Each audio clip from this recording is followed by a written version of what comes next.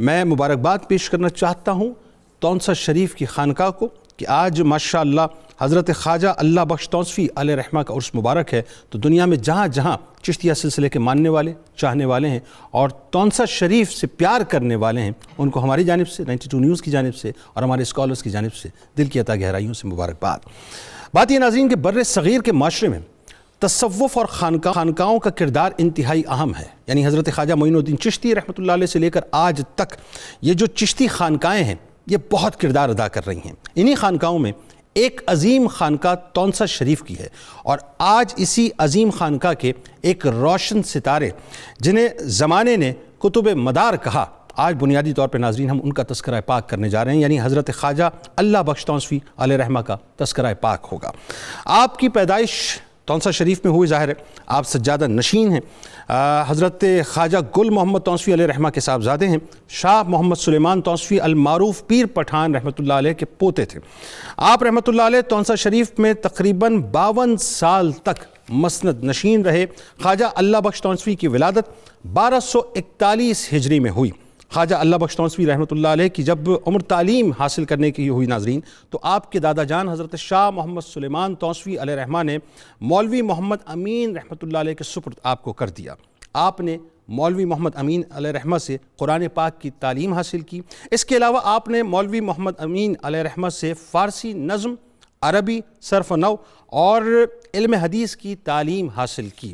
ایک ایسی شخصیت ناظرین کہ تعلیم سے فارغ ہونے کے بعد آپ کے دادا جان نے سلوک و معرفت کی تعلیم کے لیے آپ کو اپنے پاس بلوا لیا۔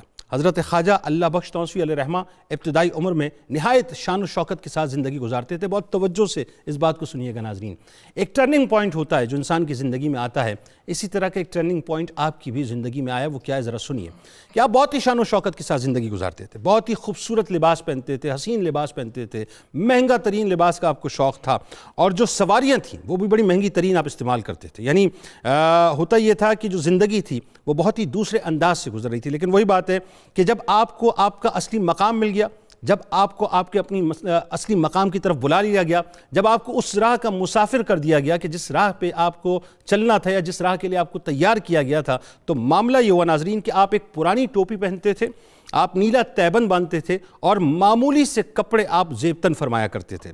کسی نے آپ سے سوال کیا کہ حضرت آپ کے سلسلے کی پہچان کیا نیلا تیبند ہے؟ تو جواب سنیے کہ آپ نے کیا فرمایا۔ آپ نے فرمایا نہیں، بلکہ ہمارے سلسلے کی پہچان تو 5 وقت کی نماز ہے، وہ بھی با جماعت۔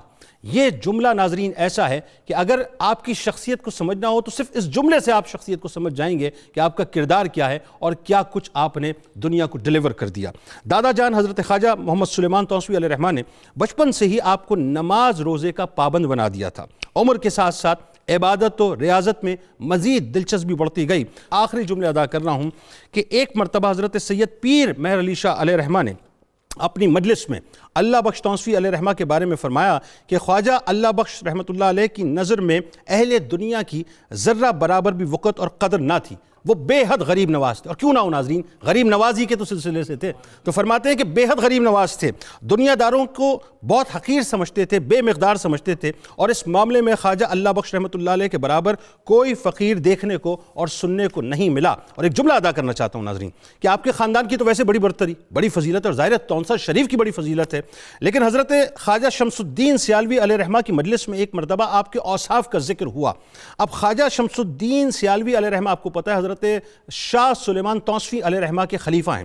جب ان کے سامنے ذکر ہوا تو آپ نے فرمایا کہ باوجود اس کے کہ خاندانی عظمت اور بزرگی اللہ تعالیٰ نے آپ کو عطا کی ہے، لیکن عبادت اور ریاضت میں سب پر آپ سبقت لے گئے ہیں اور قرب ذات الہی آپ کو حاصل ہو گیا ہے۔ تو آج بنیادی طور پہ ناظرین انہی کی شخصیت پہ گفتگو کریں گے کہ آپ کی ابتدا کیسے ہوئی، آپ کو خلافت کیسے ملی، سلسلہ چشت کا کام پورے ہندوستان میں آپ نے کیسے کیا، اسفار آپ کے کیا، اور ایک بہت بڑا کام آپ نے کیا ہے کہ جب فتنہ انکار ختم نبوت بپا ہوا 19ویں 20ویں صدی کی بات ہے ناظرین، تو آپ نے اس کا کیسے رد کیا۔